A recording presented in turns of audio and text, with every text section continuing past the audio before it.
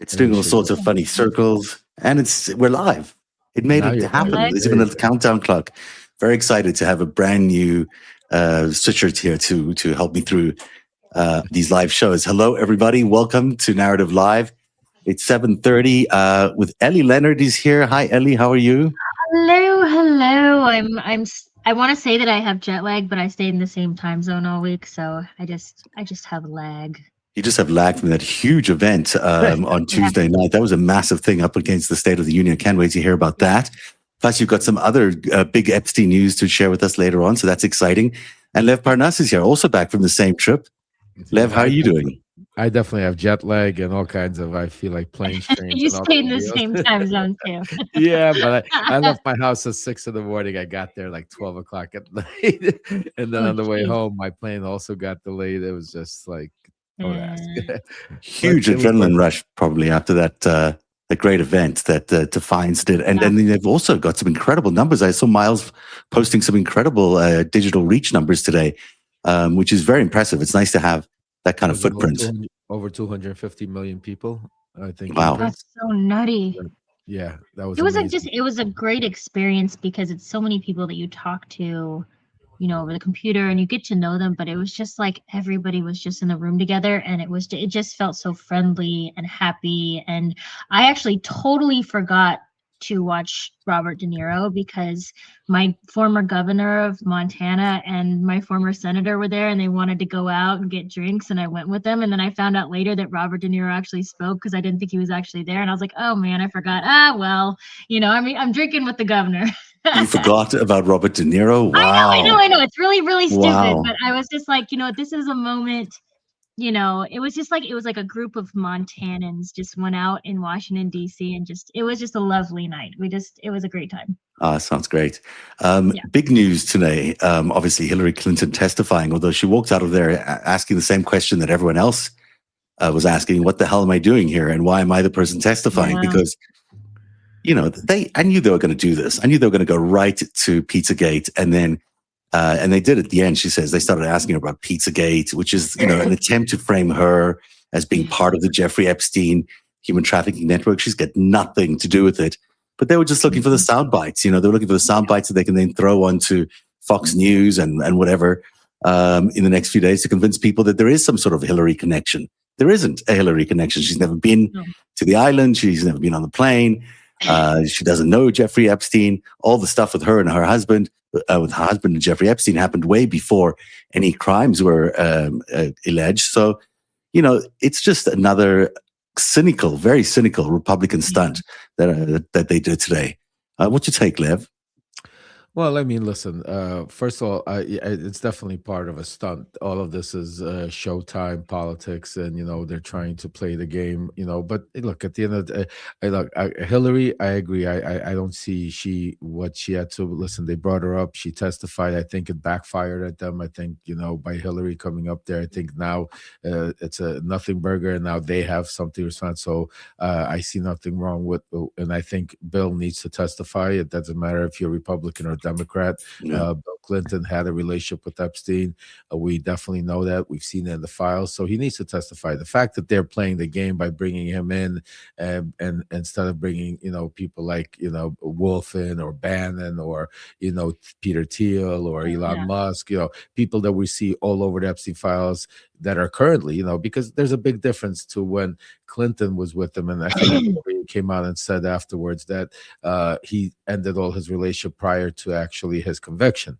I mean, we'll see what it plays out, but assuming that is the case, I think it's important to see, but it's also important to see with all these power players that dealt with him after knowing he was already convicted, like the Howard Lutnicks that we're seeing play out, which, we'll talk about, and everybody else. So that's who I want to see up there. I want to see Howard Lutnick up there, talk about. I want to see Steve Bannon up there. I want to see Michael Wolff up there. You know what I'm saying? I want to see people like that are all over the files that actually, where they can say, "Oh, I forgot," like Les Wexner because he's 80 something years old, or Clinton that's going to also, be a professional and plenty. I want to see where they're, all these text messages and emails and all of this documentation that you and Ellie and others have been unraveling, and put it in front of Lutnick and say, hey, what's this?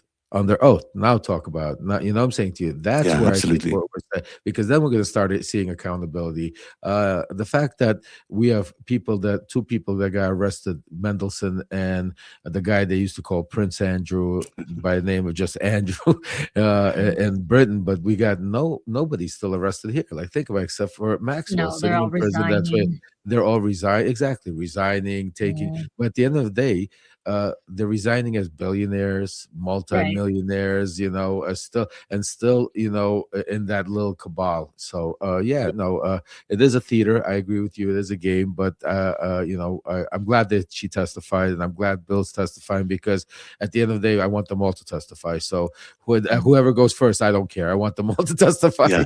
I mean, that's the best part of it, right? Is that if Clinton testifies, then Trump should testify. At least that's the argument they're making.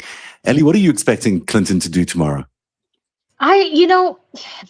Just objectively, because again, so far Clinton is not guilty of anything. You know, he's one of these guys who's very in proximity, who might have known something, and I still hold him accountable for those reasons.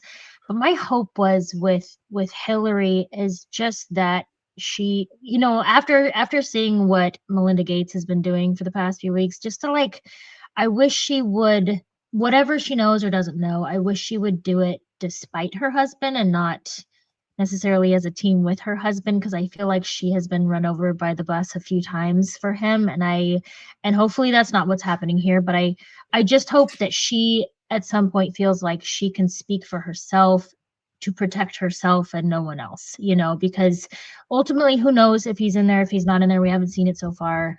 I mean, we But haven't from Bill seen tomorrow, do you think Bill's going to spill the beans? He's going to give the right stuff, or he's a former president. He's going to be presidential and diplomatic, and This no, is I Bill don't think he's Clinton. gonna This say is Bill anything. Clinton. There's I not mean, going to be it's any like, talking points. I think yeah? it'll be, Although he is an operator, he is smart, but he also knows Yeah. that this is his chance to protect the republic from this fascist takeover. I mean, he's aware of that part, I'm sure.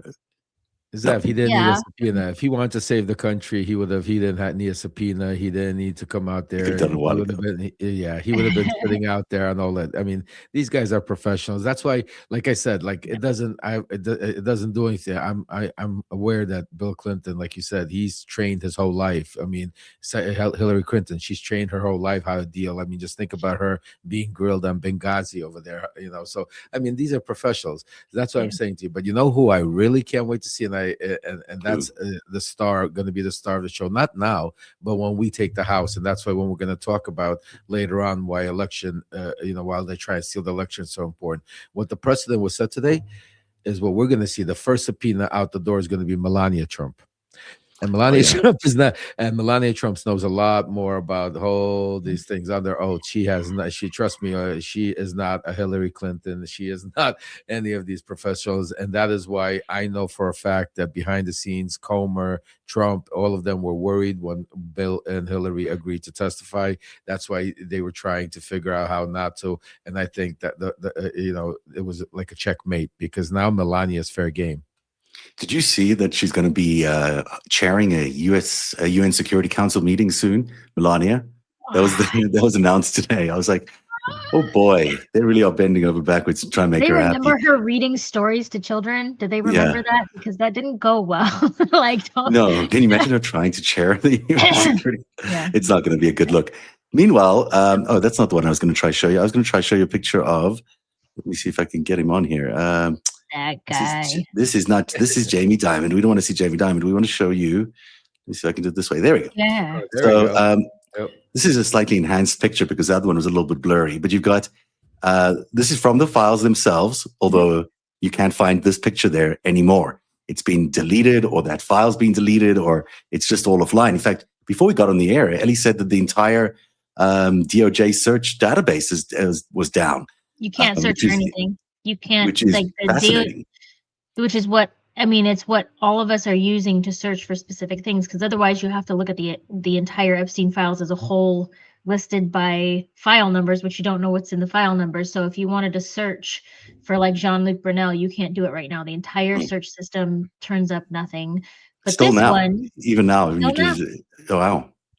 yeah, yeah. And I first, because somebody came to me and they said, "Look, Trump's no longer in the files," and I go, "Holy cow!" Like maybe there's an error, because if you don't search for something for a while, but you keep the tab open, you have to refresh it in order to search for more. It'll say it's not there. So I tried all that, and then I was like, my husband goes, "Well, you better search for Clinton, see if Clinton's in there, because that'll be the test." Yeah. I searched for Clinton. Clinton wasn't in there either. And then I searched for the word the word the was not in there. So the whole thing is down. But I do know, because before it was down, I do know that this picture, because I saw this picture and I was like, no way, too perfect. That can't be Lutnick. That can't be such a perfect photo. And so I searched this one. I asked around, and somebody came back from CNN and said, this is absolutely the file. Here's the screenshot from when it was first pulled. Here's where you can actually find it online, and this is a real photo. It is definitely the real photo, and I got it out of JMail, which still had it. I mean, it's enhanced a little bit. I guess the question is this Lutnick?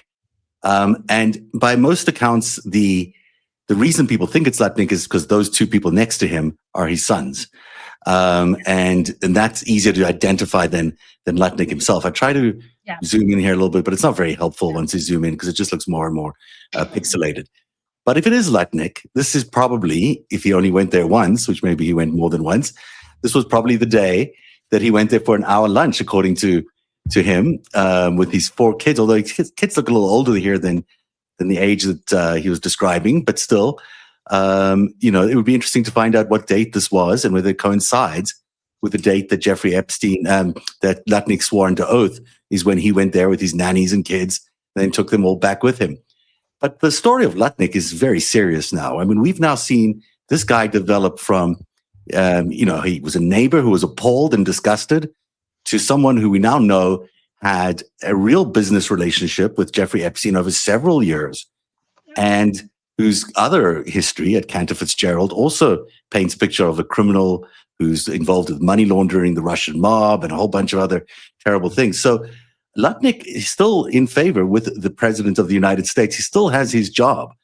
And he is probably the biggest target in the cabinet right now. Lev? Yeah, I actually am writing a letter about that right now, and we spoke about that a little bit earlier on Wajahid's show. I would say Lutnick is going to be the first domino that falls, but not right now. Again, you gotta understand, Trump is not going to give the other side a win by firing anybody, and he is pissed off at Lutnick. He's pissed off at him from what my sources are saying on several reasons. For the fact that obviously this whole Epstein thing, it keeps getting bigger and bigger with Lutnick after his interview, and even then he was pissed off. Now he's seeing this thing get even bigger, and that instead of ending, it's expanding.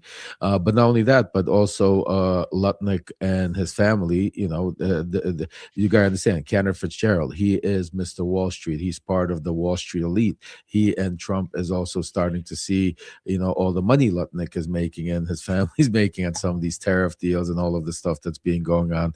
And just like any mob boss, it doesn't matter how much money they make, they don't like to see your underlings make a lot of money under it. So it gets that little jealousy, it gets that that jealousy a little bit in there. So Howard Lutnick, I'm hearing, is on thin ice 100%. And I think if I was a betting guy, I would be betting that he would be the first domino to fall if one of them starts falling soon.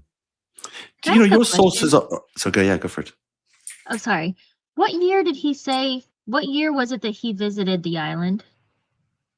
That he said he visited the islands. I don't know the answer to that one. Isn't it 2012? Wasn't that? Does that sound right? 2012. 2012 is when they had a visit planned.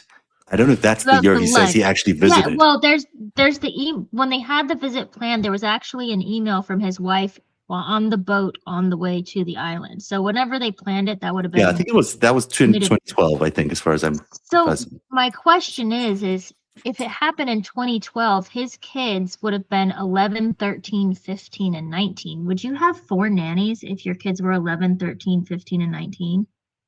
I mean, if you're Howard Lutnick, you can afford them. But yeah, it's a good question. Why would you have any nannies? Like there was no small kids.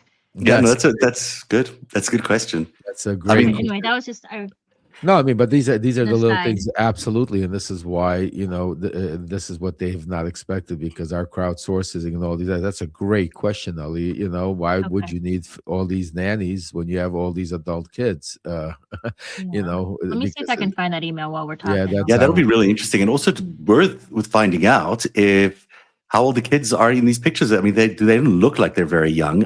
So is this the actual Yeah. visit that they're talking about? Is this the actual visit that Lutnick confessed to going on this trip with? Of Well, I'll course, tell you. yeah. Oh, Go ahead. What I was going to say is, the interesting part is that, one lie is with this administration, with this people, it's like we've gotten so used to the lies that one lie is not enough. We need to find more. He already lied. He already said that he has never visited him, never seen him. He's lied so many times. We've seen him. We've caught him over lie. He says that he does it. He would after that time in this house. We know he was on the island.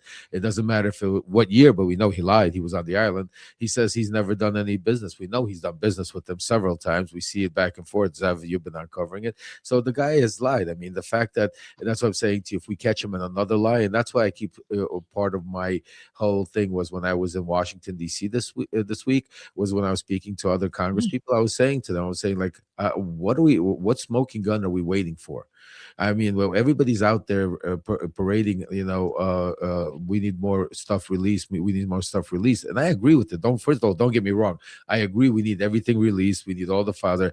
But what I'm saying to you is we got so much stuff right now that we are not touching on. I mean, like, how is Howard Lutnick not being dragged in there? If we want transparency, if we want to know what's going on, Howard Lutnick right now is the closest thing to besides President Trump that's all over those files. Why is he not being brought in? He's currently in the administration. Why are we bringing in people that have, last time they seen Epstein was 25 years ago, and we're trying to understand what they did with them 35 years ago or 40 years ago, which is important. I'm not discounting, but I think there's a lot more important stuff that we need to attract. And those are the things that are today. I mean, we see in the Epstein files that Bannon and Epstein were involved as far as 2018, while Trump was in office in his first administration.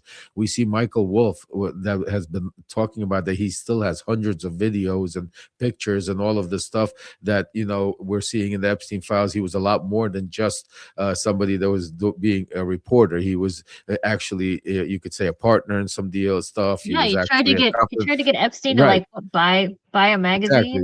Right, so you could see the relationships. Like, these are the people. I'm sorry, go ahead. It's such an important thing. It's so vital what you're saying now, because none of the people actually involved with anything post his indictment or plea deal are actually being called up. Like Peter Thiel's not being called up.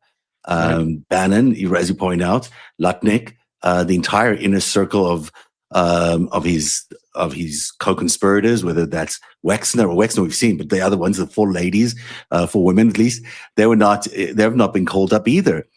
So why are we only selectively going after Hillary Clinton and Bill Clinton?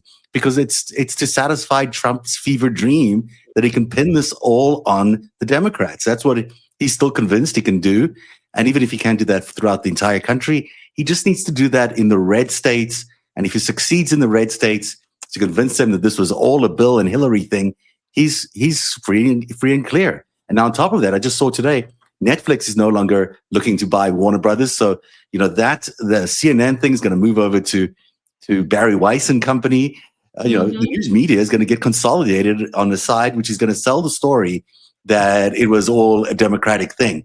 And he just needs a little bit of that to come out of the testimony today and tomorrow. And that's really the goal, I think, of bringing Hillary and Bill in. No one's actually expecting Lutnick to show up or anyone of real consequence to show up and testify.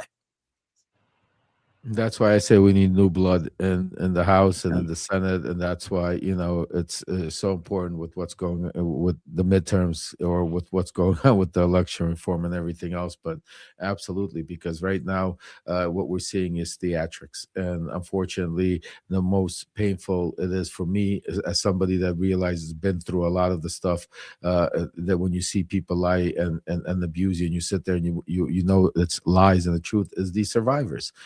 watching these women, I tell you honestly, when I sat in that courtroom, when Pam Bondi was testifying, something really struck me, and I still can't get over it, because it was really, really, really, it was like 1 o'clock. I don't remember exactly what time it was when we were taking a break and everybody was leaving the courtroom. And it was after when Pam Bondi was asked to turn around and face the survivors. They got up there and all of the survivors were standing there. And instead of turning around, she started saying, I'm not going to get into the gutter with this and stuff like that. Watching their faces drop, watching them walk out that room after that, and walking through the hall, like holding hands, like hugging each other, like literally, it was just watching them saying, this is this is the Attorney General. And then not yesterday, I'm sorry, but when we were at the swamp, what's it called? When we were doing the swamp, union, stay in the swamp. The other thing that really, really was amazing to watch is that you had a gallery filled with survivors. You had a gallery filled with survivors, and you had the President of the United States, if that's what you could call this individual, but you had him standing there talking about all of these different things and praising, and some of those people very well deserve the praises of some of these, people getting, not the hockey player that got I can't understand, but without taking that aside, but he didn't mention the survivors once. Now this is supposed to be a president. How do you not, how is it their fault? This is what I want to say. Okay, you don't want to hear about the Epstein files. You want to move on. You said you have been cleared. You make statements like, I am vilified, or they cleared me, I could go out and I could talk. So if that is the case, President Trump, why can't you acknowledge for these poor survivors and say, yes, and here in the gallery we have the survivors standing here? That should show you everything of who this is a person of division. And that's why people in Congress, people in Senate that enabled him to get to this point, because he would have never been here if it wasn't for a lot of those people without spines that are now sitting back and thinking, why did we do this, or how do we get back? I could tell you that's why we need a major shift. We need a change. We need fighters in there. We need people in there that are willing to go up there and not be scared to speak truth to power, not be scared to ask the hard questions, because it wouldn't look the right way. Because right now, I'm sorry, yes, we have some true fighters, but majority a bunch of cowards that allowed this country to get to where we are. The cover-up that's involved in here, and Ellie, I'd like to hear your thoughts on this as well. Mm-hmm. There is such a massive cover-up. I mean, you pointed to the site being down now, but there's 50 pages or more of evidence against Donald Trump potentially raping an underage girl who over 4 interviews with the FBI, like not just 1 or 2, but 4 sworn under oath interviews with the FBI, alleged that the president and others raped her. That is a cover-up of mammoth proportions, and it still seems to be succeeding. Yeah, well, they're not. When you look at these again, and I go back to what I keep saying is, the files are filled with a lot of information. Some of it is, probably a lot of it is factual. Some of it isn't, because it's, it's kind of like an FBI tip line. You get some of each. But what you have to look for credibility is if they are followed up with. And this was a girl who was followed up with. She had an initial interview, and then she was followed up with the FBI 3 more times and had legal representation. They don't get legal representation unless they have a credible case. So those are the things you look for when something has credibility. Did somebody pay attention to it, but then paid attention to it again and came back to it again and came back to it again?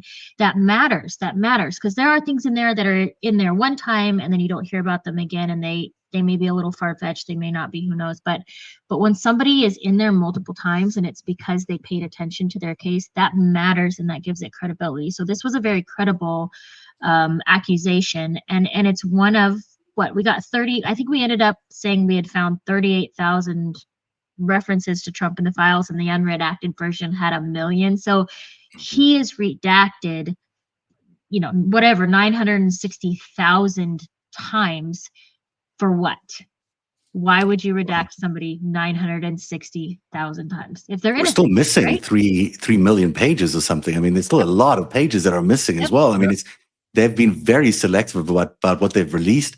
Someone pointed out today that the 1999 to 2001 files are completely missing. That, of course, encapsulates 9/11. Right. There's some really big events that could have involved Epstein in the same network that is still not being released for whatever reason. Right. Some people are still agreeing that that's okay to keep covered. And that could they're also using involve that Donald the Trump. they're using the excuse of pre-internet, right? They're like, Yeah. everything wasn't digitized, it was handwritten, it's harder to Back in the 90s. but it exists. It exists. And if they have 1,000 Yeah. people working for them, they can put someone with a scanner to like put this stuff through the scanner. Like, it's not that hard to do. They had the internet in they don't want 1999. Well, I mean, I know, but like Yeah. quality, Right. this is the excuse they're using. And right? and earlier, but let's say let's call something like what's right. By the way, Zev Wajahid Ali just texted me that he sent him an invite. He'll come up. Okay, and join yeah, sure. us also. So send Wash. But what I want to say is just think about we're talking about all of these crazy things, right? But think about if we could stop and concentrate just and for 1 second and not go off on 20 tangents and really concentrate.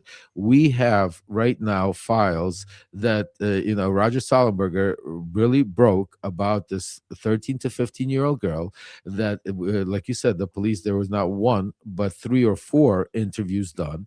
And now these files are missing. And these are files that implicate the sitting president of the United States by 13, an underage girl. I mean, this is the smoking gun. This is right now, we should be like all over. We should be right now, every reporter, every congressman, every congresswoman, every senator should be standing on the White House lawn and saying, wait a second. Everybody should be seeing every Republican. We should be right now subpoenaing Pam Bondi back in there and saying, no, we want to see where are those files. We have copies of them. They've disappeared, but we still have copies. I mean, Roger Sollenberger took a lot of us, we still have copies of what was, in some of those files that they are now erasing. Plus, where are the 302s? Where are the 302s? Those are the most important things. The more I'm hearing from my sources, that is the number one thing that they're hiding, the 302s, because those are the witness statements. Those are the survivor statements, the actual victim statements, actual statements done that are taken under oath, under perjury oath, that, when the FBI takes that. We are not seeing any of them. While we wait for Waj to join as well, I did want to talk to you guys about the Rothschild stuff that I've been putting out there, because in the midst of all of these files, but Ellie, do you want to jump in on what we were just talking about, the cover-up? I don't want to just leave that hanging there like that. No, go ahead. I mean, it's one of it's the elephant in the room, but it's also like so obvious to everyone. Like, the entire Epstein files case is a cover-up. Like, we're only seeing what we're seeing because we screamed and yelled and made a stink about it. Like, they had no plans to ever show any of this to us. They were going to go about their merry way with their helicopters and islands and keep doing all of this stuff. So it is covered up because they would like to continue living this life and doing these things and having no consequences for it. Now, I do think they're a little surprised by some of the stuff that is popping up. And I think the Rothschild stuff is one of those things that's not necessarily what they thought was going to happen, because, if this checks out, and it could very well check out to be a genealogical link between Jeffrey Epstein and this famous Viennese banking family called the von Epsteins, then that's a really interesting thing, because we've been told a story all along that Jeffrey Epstein is this poor guy whose father was a refuse collection person and a sanitation worker in New York City. And Epstein, just by sheer brilliance, got a job at Delton to be a math teacher, and from there was so brilliant that he got a job at Bear Stearns. Now, that's the line we've been told, and everyone's been wondering, how did this guy get billions of dollars if he's just a math teacher, just a guy from Brooklyn who's, his father was a sanitation worker? Now, this new story that Jeffrey was busy telling all his associates, and they were buying, and they would know too. I mean, the Rothschilds would know about other banking families. So if this new version of events is that he is a descendant of this von Epstein family, which was a very famous banking family that went bankrupt in 1873 in Austria, then that changes the whole narrative. Suddenly, he's not some poor guy. So, in this case, he becomes someone with real lineage, connected to a lot of aristocracy. And by the way, the Rothschilds family and the Epstein family were very close to each other. They were allies. as well as competitors in Vienna, and they had an understanding, I believe, that when the Epsteins collapsed and they ran out of money, the Rothschilds consolidated them into their empire, which explains maybe why Epstein got this amazing review from the Rothschild, the head of the Rothschild family, when Wexner asked for that review. That's a very different narrative than we've been showing up until now. And it dramatically changes the whole thing. Because now, is this just another geopolitical, geoeconomic game that this vast family, the Rothschild family, which owns so much money around the world, is just manipulating our economy, manipulating our politics for money, which they've done time and time and time again. I mean, they've done it since, the early 1800s. And they're on, you can see it if you study them in the 1800s.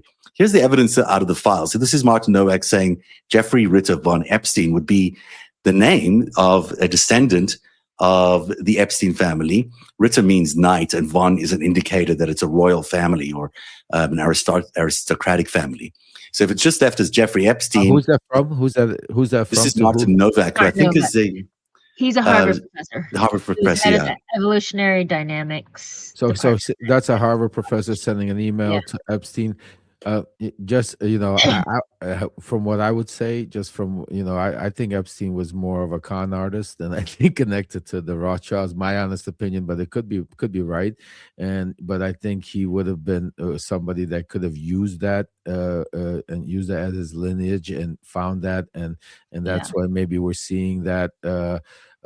With the Harvard professor, for maybe he used that as part of some of his, interaction with others as getting the billions of dollars, or possibility there might be lineage, So, I mean, Epstein is still one of those guys, the most mysterious man in the world because of the biggest cover up in the world. I mean, all of this could be very easily answered if they would just unredact and release the files and let us go through them.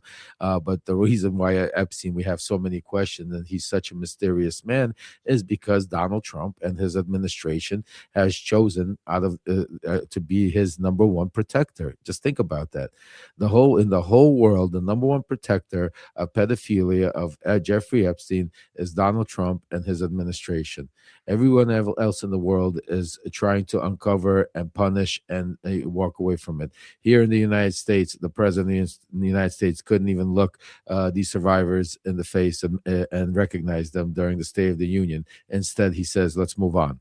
Although, I will say that's all, what you're saying is true, except for what I discovered about Wilbur Ross. Wilbur Ross is the former Commerce Secretary for Donald Trump's first administration. But before that, he was the head of Rothschild in the United States and was the guy who actually helped Donald Trump beat bankruptcy when his casinos went tits up in the 1980s. Or 90s. So to me, that's really strange that you've got Wilbur Ross, big part of the Rothschild's empire, bailing out Donald Trump because he was one of the big bondholders of the casinos. And he, in fact, argued in favor of Donald Trump staying in charge of the casinos. So then you've got that piece of it. You've got Ariane de Rothschild, who's a Rothschild, who would know, by the way, if her family history intersects with the Von Epsteins, and who would know if Epstein is real or not, I would think. And then you've got these various emails. Here he is sending Eva Dubin a Wikipedia entry from Gustav Ritter von Epstein, the founder of the Epstein Bank. Can you believe it? There was a Justa Epstein, and then she says, "What number are you on?" Then the most striking one is this one. This is again Martin Nowak, who's on his trip, I think, to Europe. He's able to identify the tombstones of Gustav and takes a photograph and sends it to Jeffrey, and he says, and I can't even read that, sorry, it's really small, but he says basically in his adventure, he's been able to find the tombs of his ancestors. So, he certainly had people like Martin Nowak, a Harvard professor, Ariane de Rothschild, and others believing that this guy was what we say he was actually an aristocratic banker. Well, something that I learned this. Go ahead. I was going to say something that I learned this week was Linda Rothschild is actually the person who who introduced Epstein to Prince Andrew, which I always assumed it was Ghislaine Maxwell, but it was actually Linda Rothschild who introduced into the royal family. So that was new information for me. So that may line up with all of this. God, the Rothschilds are everywhere, in the Jeffrey Epstein story. And it makes you very suspicious. It makes me wonder, why are they in every single aspect of that? And then why are they also in Donald Trump's life in the way that they were? It's just very confusing. Waj Ali from the Left Hook. Hello. You were such a superstar on Tuesday. I watched your panel. It was really good. No, thank you.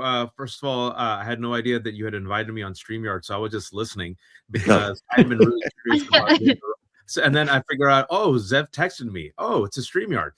So thank you for first time in here. I'm a newbie. Yeah, but I've, I really appreciate the connection with Linda Rothschild, and because I'm also very curious, I need to learn more. So I'm going to have Zev and Ellie back on to explain it to me. But as far as Tuesday goes, real quick, folks, that was State of the Swamp. It's the first time I met Lev and Ellie in person. Believe it or not, in person, terrible human. I was jealous. I know. We were watching.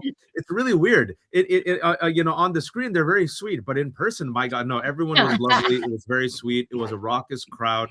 And I'll say this, Zev, and I'm sure Ellie and Lev were there. That crowd, there was 500 people, completely sold out. These people, they actually flew. People flew from Ohio. They came from Philadelphia. They came from California. First of all, they watch all of us. Second of all, they appreciate our analysis. I know because they told me. Third of all, they really appreciate Lev and Ellie and you guys and what you're doing with Epstein. And a lot of our compatriots on Substack who get together. And also there was a righteous rage, Ellie and Lev, that I saw, that people wanted action and people were really fed up. Something I haven't seen, Zev, in a long, long time.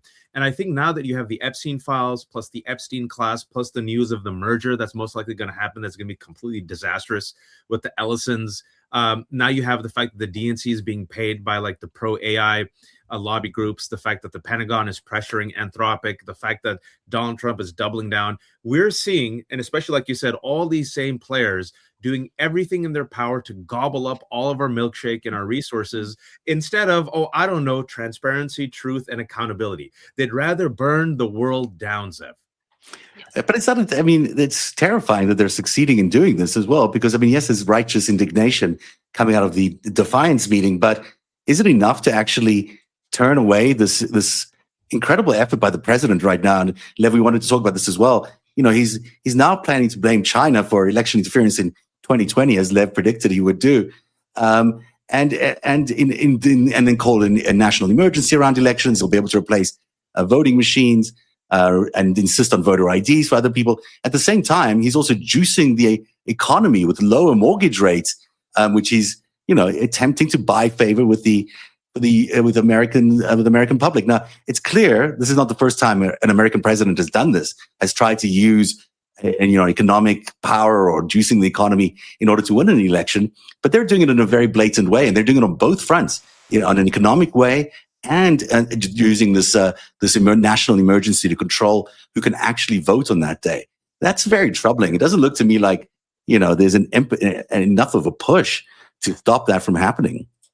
Well, I appreciate, Zev, I love you. I appreciate the prediction, but I wish I could predict things. I'd be a very rich man.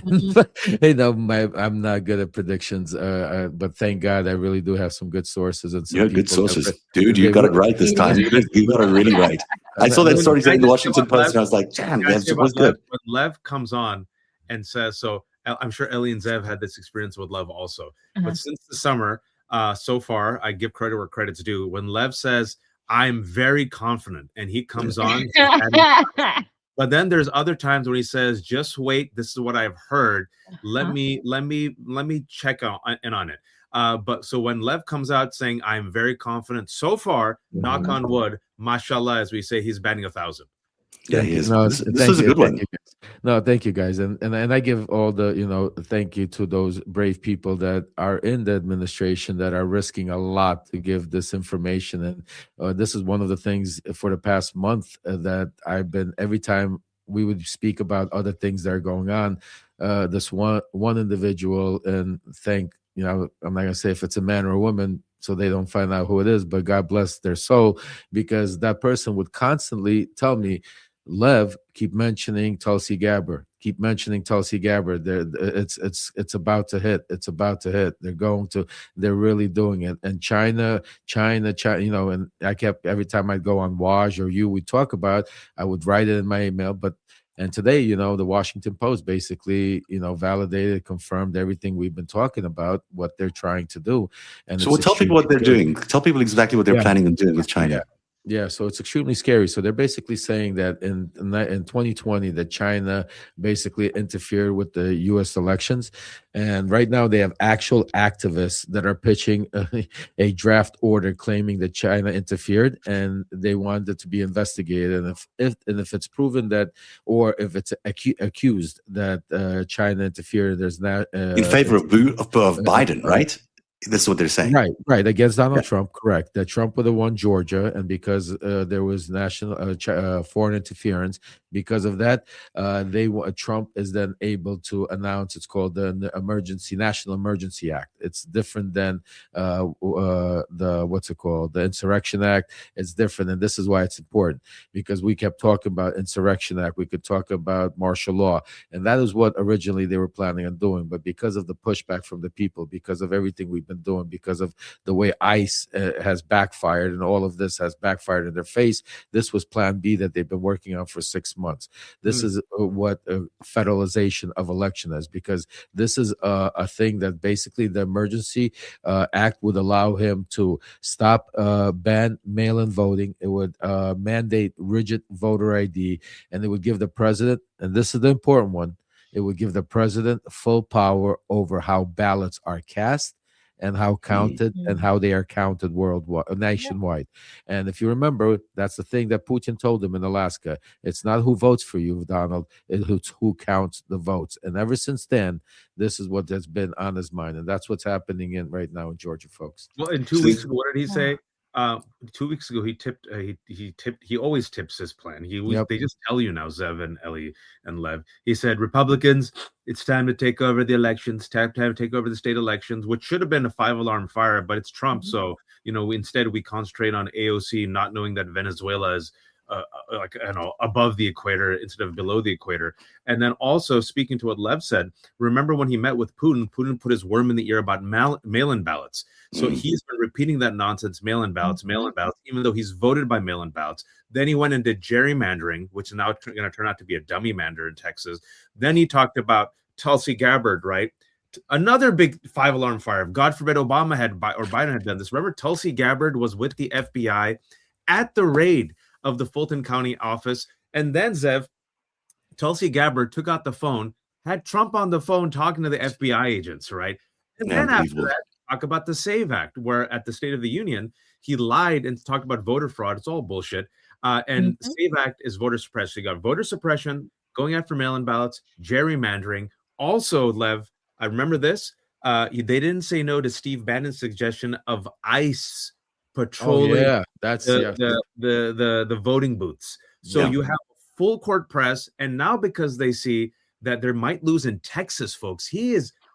Did you see that poll today? That was insane. Down 10% underwater in Texas is unbelievable. He's 22 to 26 with independents. No one sees these numbers. 22 to 26 with independents. So going to Lev's point, it's like Connect 4. If you ever play Connect 4, I might get him this way, I might get him this way, I might get him this way.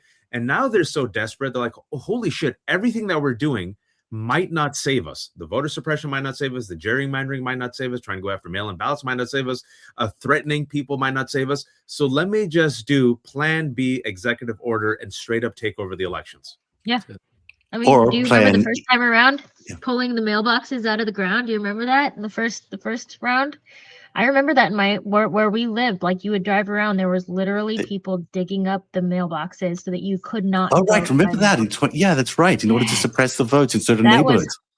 That was like my first inkling of fascism. I was like, hold on, that feels fascist. Like, we can't vote. It's a good feeling you had there. You're right. You're right on. It was fascism. but this one, guys, and I'm sorry, but this one is extremely, and I want to keep sounding the alarm, and I want to make sure, because all of these things, it's one thing about trying to stop the people, but I believe that the people are so fed up that they won't let even ICE intimidate them. They won't let people are going to come out in droves. That we're seeing the numbers, even these special elections, off-year elections, we're seeing counties that are flipping 30 points the other way. So I'm confident in the people. Why I'm sounding the alarm here, folks, is because the most important thing, and I'm going to repeat it again, it's who counts the votes.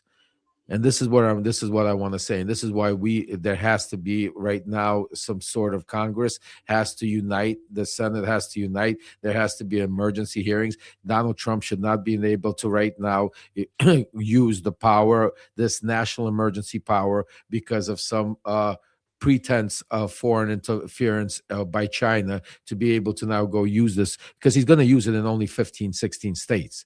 It's not going to be used. At the end of the day, he's not going to get defeated out of courts. I mean, no court's going to sit around and say, well, there really is an emergency here. China is not ever been credibly accused of being involved in the 2020 election win of Joe Biden by anybody. The one thing that don't say never, say never. Every time it's we logic. say never, You're working with logic. We never work with they logic. don't work. They don't work with logic. Exactly. They're propagandists. You know what I'm saying to you? Can I give you two examples to respond to Zev? You know, as a practicing, as a recovering attorney, I remember last summer, still licensed. I remember last summer knowing full well, eyes wide open, that the Supreme Court is filled with right-wing reeks groomed by the Federalist Society and billionaires. I remember the Trump v. United States case. And I thought, you know what? You know, maybe they'll give him a little bit of a leash, but they'll keep him somewhat restrained. And I'll tell you, I was talking to other folks, many of us whom you know, none of us expected that wide latitude that these Trump reeks gave Donald Trump, which was essentially, if you all remember, absolute immunity for core functions done as the commander-in-chief, right, which was essentially a get-out-of-jail-free card for Donald Trump. Now, they said absolute immunity for presidents. We all know is for Donald Trump. My anger and rage at the Democratic establishment and Joe Biden is that Joe Biden had several months after that ruling to say, oh, really? Absolute immunity? All right. I got nothing to lose. I'm a lame duck president. F y'all. Yeah. Didn't do that. Even now, Zev, Levin, Ellie, they still don't play and operate as an opposition party. They do footsie in civility, right? Mm-hmm. So this Trump administration, which is emboldened, and remember, folks, even speaking of the Supreme Court, I'm old enough to remember when Alito sat there and was so disrespectful to Obama when it came to Citizen United. Remember, he said, you lied. And then John Roberts, who never comes out and speaks, even did a press conference about, the president, he shouldn't have criticized us. These people had no problem, at least a handful of them, coming to the State of the Union after Donald Trump called them what? He said they were paid off by foreign influencers, called them fools, called them idiots. And look at that, like little reeks, they just stood there. So I have no faith in the Supreme Court.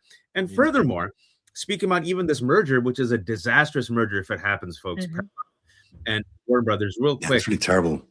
If for those who don't know, if this goes through, if I may, real quick, because it's all connected. At the State of the Union, who was Lindsey Graham's guest of honor? Ellison.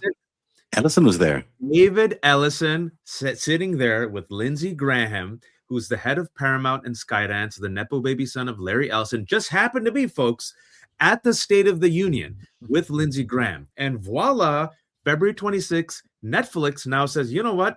This isn't worth it. We're going to back out. Now, David Zaslav just went on CNN. Tapper and Brian Stelter are talking. And I'm like, Stelter and Tapper, pack your bags. Pack your bags.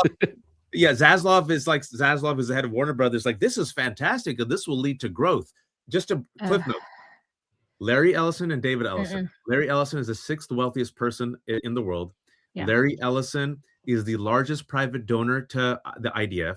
Larry and David Ellison are hardcore pro-Netanyahu and pro-Trump fanatics. David Ellison is the Nepo baby son of Larry Ellison, who runs Paramount Skydance. He brought on Barry Weiss. Barry Weiss completely destroyed CBS. If this merger goes through, the 6th most wealthy person on earth, the Larry and David Ellison father and son, will own TikTok, which Larry Ellison just took over a couple of months ago, Paramount, Warner Brothers, CBS, TNT, TBS, Discovery, HBO, and CNN. They will own 2 major remaining movie studios. So think about all the talent and all the stories. You won't get sinners. You won't get one battle after another. They've already put, Paramount has already put a blacklist of talent that's spoken out against the genocide, which includes Javier Bardem, Olivia Colman, Melissa Barrera. And then David Ellison has already openly said, I agree with Donald Trump. We should look into CNN. Yeah, we should make sure that it's fair. So you're going to get CNN neutered. CBS is already neutered. last season of John Oliver, his contract is up next year. That means John Oliver's gone. Oliver's gone. And then think about all the talent that speaks out against abolish ICE now. And about they're done. They're done, because if you have Paramount and Warner Brothers that has all this property, folks, and all these movies, do you want to work? Well, if you want to work, shut up about Israel, shut up about ICE, shut up about Trump. Sorry for my rant. No, that's good. That is good news. That's good news for people on Substack, right? I mean, there is a lot more attention going to be on everyone who watches this and our fantastic viewers who are here tonight, because what that really does speak to the need for an independent platform like Substack. But it is terrible for the mainstream media for them to be co-opted in this way. And what you're saying is not, in a newsroom, and you'll know this, Waj, is when you get in there and you've got 6 reporters that might go cover a story right now, because you've got the CNN reporter, you got the CBS reporter, you might get ABC, you get 4 other networks. Each of them sends out their own reporter. You get a diversity of voices covering the story. What they're going to do is amalgamate all those news gathering resources and send just one reporter out to cover each of these events. So you're not going to get people actually asking questions or asking for a diversity of opinion or competing with each other for coverage. You're going to get the state-run media thing that you get in Russia. That's the first part of dictatorship, authoritarianism, and communism. That's the first, when you take away the people's right to be able to get information, when you stop them. And, that's what we're seeing, a coalition. This is not business, folks. This is a coalition to be able to take away the mainstream media. Because, yes, it's great for people on Substack, but just think about the numbers. You're still having, just think about all those channels. Then now we're going to change the narrative. All those channels, just think about all those documents. You know how many, I was speaking to, just interesting, you mentioned this. I was speaking to a good friend of mine literally like a few hours ago. He's in the documentary business, and he was telling me that business is dead. Because first of all, anything to do with Donald Trump, anything to do with the administration, anything. No, but you can't write a book. You can't get an agent. I put it this way: I wanted to go I was just calling to get an agent, thinking about how to get booked on shows and stuff like that. You can't get an. I can't get an. As soon as Donald, right. if you're against Donald Trump, nobody wants to touch you. I mean, you can't get a lawyer. Thank God for people like Abby Lowland out there that are out there, or standing up to, because you get in trouble. Look at all the law firms that took a knee to him. I mean, it is really bad, and that is why thank God that we still have Substack, that we have these voices, that we have you, the subscribers that are out there that are helping us. Because that was one thing I'll tell you, Waj, Ellie, Zev, I wish you were there with us, but the feeling, through those 500 sold out people, I felt millions of people that through their voice, right? Watch, cool. Ellie, you felt the people, like you said, they came from all over, and they were, and they were really to stand up, and they're willing to talk, and that's why, so I could tell you, I feel good that as long as we have some Congress people, some senators that get some kind of backbone quickly, folks. If because not otherwise, I truly, it is very difficult, because what they're trying to do right now, this is bigger than anything else we've seen, because if they're able to announce a national emergency where Donald Trump is able to start counting votes, how the votes are counted, without even sending in ICE, because at that point he doesn't need anything, folks. Just it's checkmate. Although if they're really down so much, sorry, Ellie, I want to jump in here as well. No, go ahead. But if they're really down 10-20% in places, that's not then no amount of telling people who can vote and rigging the vote is really going to make enough of a difference. That's too much of a gap to make up. They can make up a few percent, but I don't think they can make up that many percent. But maybe they can. Well, think about what they say. Yeah. Oh, go ahead. No, Ellie, you wanted to go first, and then I was just going to say, they keep trying to invest in like these news networks and news stations, and for years now, legacy media has been dying. Right, the actual media has been dying. The demographic of people who literally sit down and have Dish Network are literally dying. Like the people who are paying for these things are an older generation. There's very few people who go specifically to legacy news media to get their news.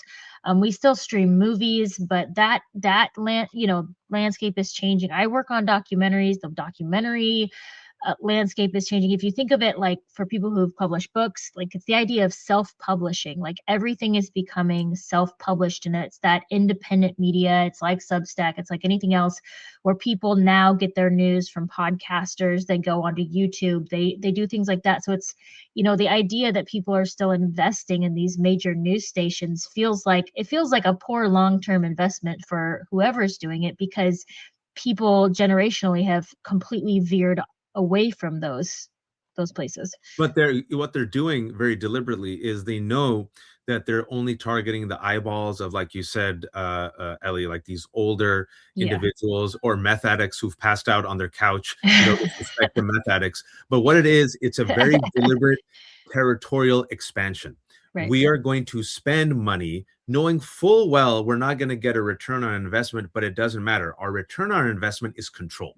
Our return on investment is gobbling up the real estate. Our return on investment is fracturing, balkanization. So even though we know CNN is going to be perhaps, I don't know, a loss leader, now we control 2 of the remaining 4 major studios. Right. Now we control CBS. Now we control HBO. Now we control CNN. And we have now punctured, if you will, the resistance. We have removed a John Oliver. What do? Stephen Colbert. What do they try to do? Jimmy Kimmel. See, it was very deliberate. Who'd they bring in? Barry Weiss, pro-billionaire, pro-Israel, pro-Trump, right? So we will do everything that we can to, if you will, batten down the hatches and sandbag, and we will control, gobble, and we'll balkanize the rest of you. Because if you honestly think about it, you know, it was really encouraging, Zev, if you were, you know, and all the people who weren't there at State of the Swamp.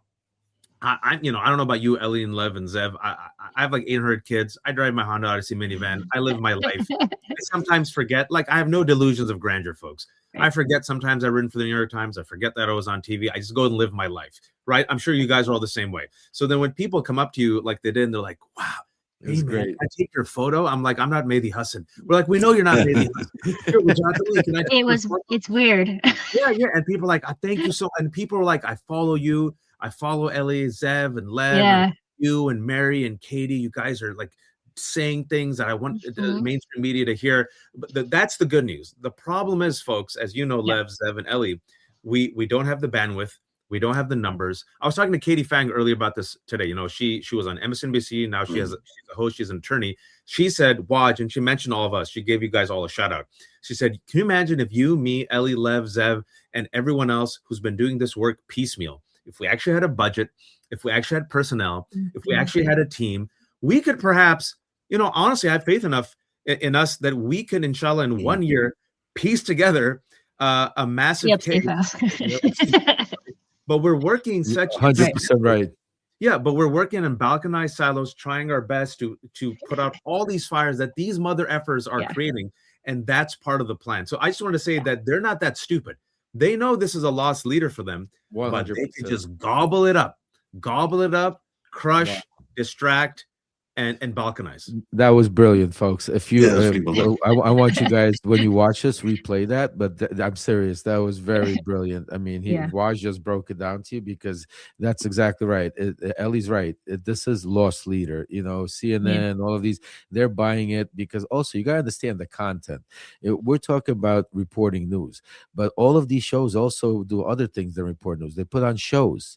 They put on, and all of these shows are now going to be leaning far right shows. You're going to have shows that have, you know, and when you're watching these different, you know, programs and all of these different like documentaries, you know, all of these stuff, now they're leaning pro. It's all part of brainwashing. So it's not just the news. It's about what type of new television shows they're going to start producing and making, what kind of movies they're going to start producing. It's much more than that too, though.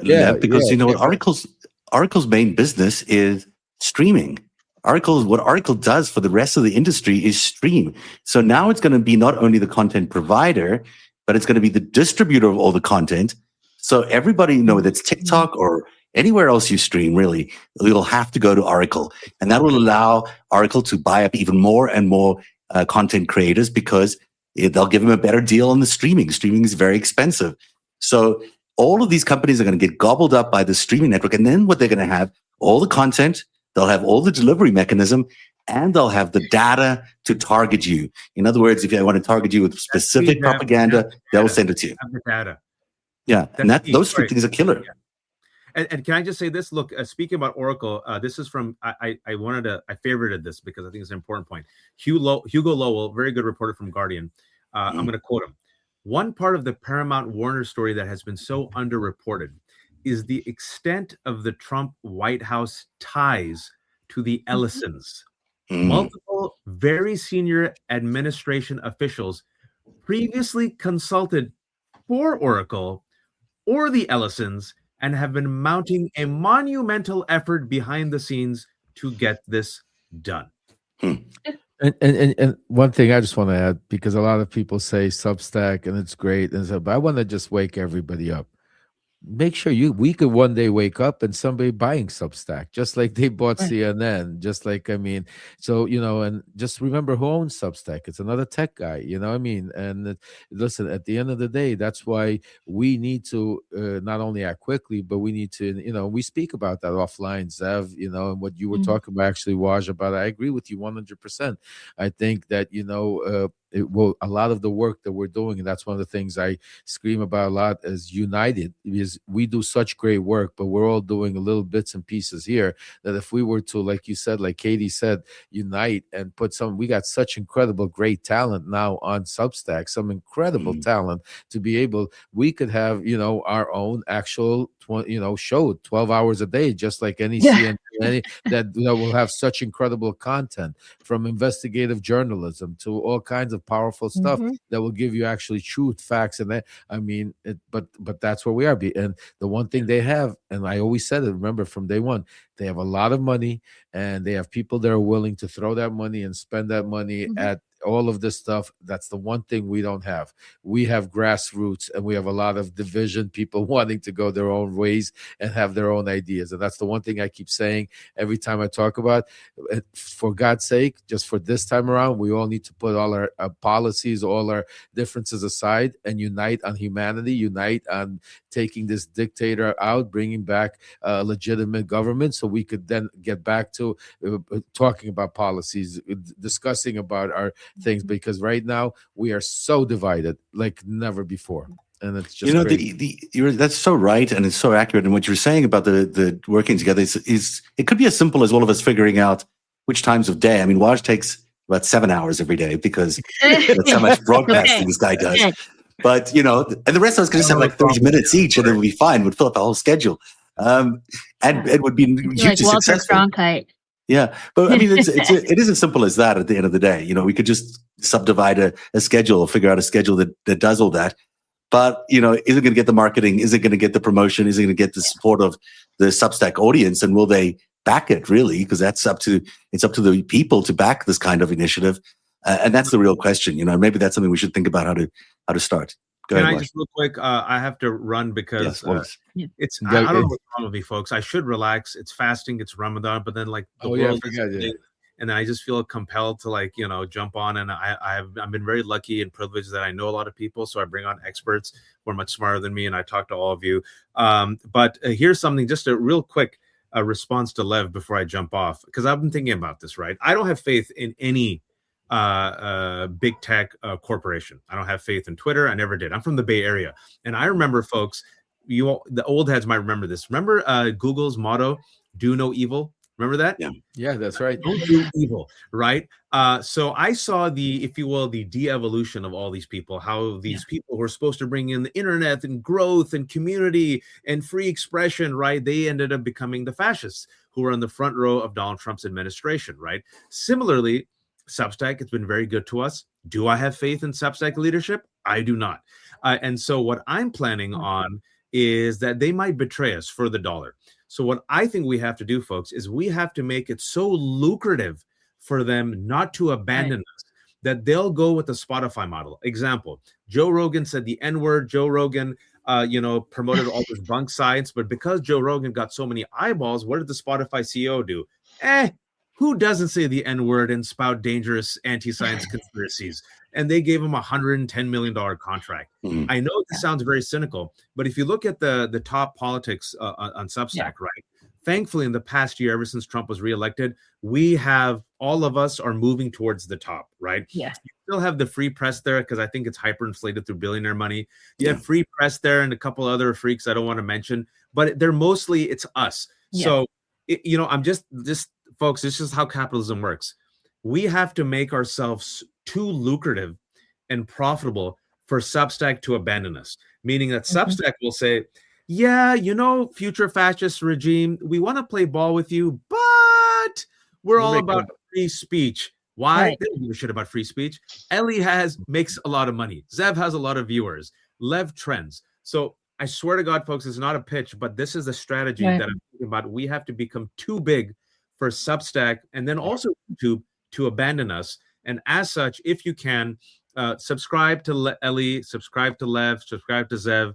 If you can, subscribe to Left Hook. I have no paywalls. At the very least, subscribe. If you're watching this on YouTube, like it. If you're watching it on Substack Live, I heard the hearts actually tell the elves in the algorithm to uplink our video, our live video on Substack. This is how I think strategically, guys, we can find a way to buttress ourselves against capitalism. Brilliant. You said you were a bad capitalist before. You're not a bad capitalist. For somebody for You're a bad new marketing capitalist, just manager. brilliant. I just want to say brilliant. Very few times where I could just sit back and not say anything. That was brilliant, Waj. No, thank you all for watching. Thanks, guys. I got kids. Waj. Yeah, thanks very much, Waj Lee from the Left Hook. Everyone should subscribe because it's that good, it's that smart, and he's actually a good capitalist. Who knew? I was going to say, if Substack was smart, they would be putting their full weight behind independent journalism and marketing themselves as the platform for independent journalism so that they tempt people like Rachel Maddow and important, like huge voices to come and become independent rather than work. I think they're doing some of that. Their new model is all about independent voices. They are definitely trying. They need to market that because that's what's happening. And if they don't that could benefit them, but I also want all those people. Or we could just go on our own and start our own Substack, and then we don't need them. Well, I'll tell you, we definitely have to be careful. The one thing I always talk about is definitely just like Waj and all of you are saying, we need to grow. It's about numbers. The bigger we grow our communities, the bigger we grow our movements, the bigger we are, it's harder for them to shut us up. But also, we talk about me, Zev, Ellie, Waj, all of us offline. We talk about this problem. Yeah. This is a major problem because one day, what does it take for an Elon Musk to give Substack an offer they can't refuse? I mean, you're talking about the richest guy in the world. Look what he did to Twitter. He overpaid. He paid $42 billion for something that wasn't worth $20 billion at the time, if I'm wrong, right? Just to be able to influence his opinion. So let's be realistic. Go ahead, Ellie. Go ahead. If you look at State of the Swamp, like that was a very Substack heavy event. That was a Substack event. Like it was all Substackers and very small handful of people who are not on Substack. And they've had 250 million hits. Was it million? Yeah. I mean, that's an investment that Substack needs to pay attention to. Yeah, I think it's a lot of reach in Substack, especially amongst people who follow you two. Ellie Leonard from the Panicked Writer. What's happening at your Substack right now, and what should people be checking out? Again, we're just waiting for the DOJ to let us keep searching the Epstein files because apparently tonight we're not allowed to do that. So by the way, I got on through the back end. I got on if you got an existing previous search, you can probably get access, but you can't get in through the front, which means could it be someone actually deliberately took us off? But I mean, Ellie, let me ask you. I'm sorry. Let me ask you, Ellie. I'm sorry. Quickly. So let me ask you, what about our Congress people? Can they still see, or is it deleted for everybody? It's just the DOJ website. So because what I'm thinking about is maybe we could just test it by having them take a look at some of the stuff that was deleted, see if they in the skiff, if they could see it in the skiff, or is it deleted in the skiff also? Yeah. You know what I'm saying? The skiff will still have it. The skiff will still have it, I think. It can't be the whole. They probably have a different version. Yeah. They probably aren't even using the same site that we're using. But I had a search open that was populated, and I just went to the next page over because there's multiple pages and totally disappeared. It'd be interesting to see what disappears when it comes back online, if all those pages are still there. But still, Ellie, what are you focusing on the Panicked Writer? I mean, I was looking at some of these things that we were looking at today out of the Business Insider that somebody was reporting out of 4chan, It's such a an good hour story. an hour before the news, anybody had heard of it. They were reporting on 4chan that Epstein had died when nobody knew, and they said that they had the information before any newspaper knew, and then the DOJ and the FBI tried to search down their IP address, could never find out who this person is. But just like the interesting connections that Epstein has with 4chan, he was meeting with Christopher Poole, who launched something called Paul, which is politically incorrect, which basically bolstered Trump's entry into the 2016 election. He was meeting with the guy who created that system that launched Trump into the election 3 days before he launched his website and saying we should benefit this guy. This guy's a great new young mind. He's 23 years old, Christopher Poole. Let's put our weight behind him. 3 days later, he launches the website. The website becomes a super alt-right website, gets Trump elected. So there's a lot of weird things that Epstein was kind of at the beginning of that have really launched. He was at the beginning of AI. He was very good friends with Marvin Minsky, who is supposedly the godfather of AI. Like, he was behind a lot of these things, crypto, that have all somehow made their way into the Trump administration, coincidentally. So that's kind of, that's what I'm focusing on. That's a really, really good story. And Peter Thiel's a really interesting piece of that, because, he invested $20 million into Peter Thiel's companies just before the elections.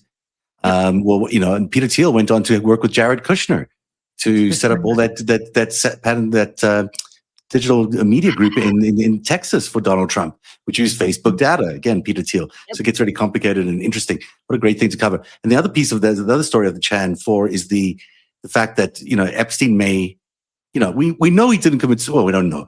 We all suspect it wasn't suicide, right? We all think it's not suicide. So then it's either murder or it's an escape, is the other two options.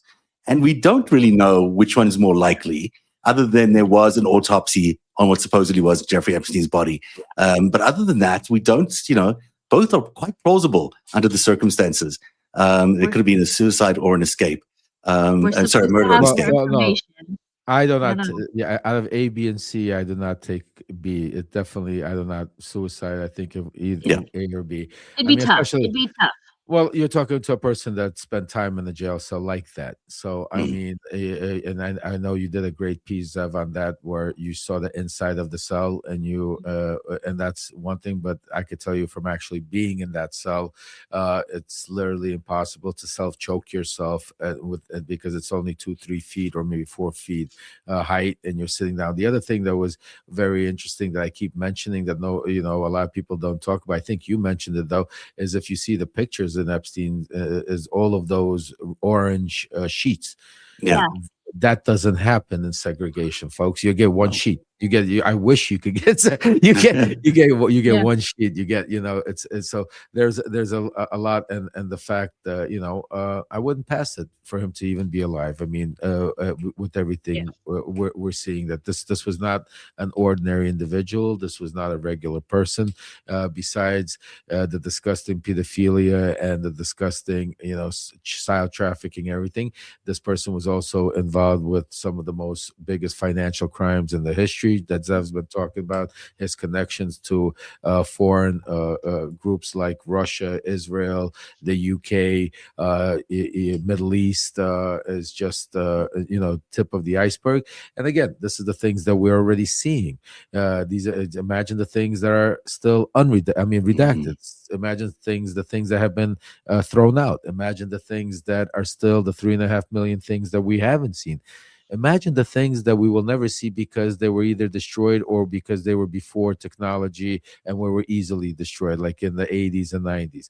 So there's so much still to this Epstein saga that is to be uncovered. And, and that thank God to now this new era of crowdsourcing and to our Wolfpack and to our team and to each and every one of you. Because when I say Wolfpack, that doesn't mean Zev, Ellie, Lev, Wash. That means each and every one of you, because I can't even tell you how many of you are sending different emails to Ellie, to me, to Zev, to our Proton email with different things you're finding that's leading us and helping. It's an incredible. Our community has become it went from community, family, a movement. Now we are the resistance. We are the true resistance right now to save our democracy, because everything that we're seeing, this is a war not on a battlefield like the Ukrainians are fighting with guns. This is a war that we're fighting with misinformation, disinformation, where we're on here trying to make sure that the American people know the truth, so we could get out there and make sure we stop them ahead of time so they can't destroy our rights, our Constitution. And thank God to people like Zev and Dean that don't even live in America. These guys live in Canada and are supporting us here in the United States by being on this and doing it. So I just want to do a shout out to every patriot out there, everybody that showed up, everybody that shows up every day, that everybody that writes your emails, hits the like buttons, hits those hearts, goes on Substack and, on YouTube. God bless each and every one of you. And it takes each of you, because there's no I in teamwork. You know what I'm saying? It takes all of us. It takes a whole community, it takes the whole country to be able to stop what we're seeing. And you know what? The number one thing I'm going to say is keep your eye on what's happening in Georgia. This thing with Tulsi Gabbard is no joke. This is extremely serious. This is being taken by people that behind the scenes that have already looked through the legal status. They know what they're doing. This is not something that they're just making up. They already have ready to go with the legal statuses. So make sure we need to stop them before they get ahead. So that's what I want to sound the alarm. Thanks, Ev. Beautifully said. Thank you, Lev Parnas from Lev Remembers. Everyone should be subscribed to him. Of course, you all are already, but if you aren't, give him a paid subscription right now. And tell your friends and family about Lev and Ellie and everybody else that's involved here, because this really is the only place to get the truth. Yeah. These days, it really is the only place to get the truth in the American media scene. So thank you for being here tonight. Thank you both. Yeah. We'll do it again soon. Have a great night, and we'll see you tomorrow on the 5 Stack at 3 o'clock. Bye, guys. Cheers, guys. Have a great night. Great night. Thanks, Zeph. Thanks. Bye, everyone. Bye, guys.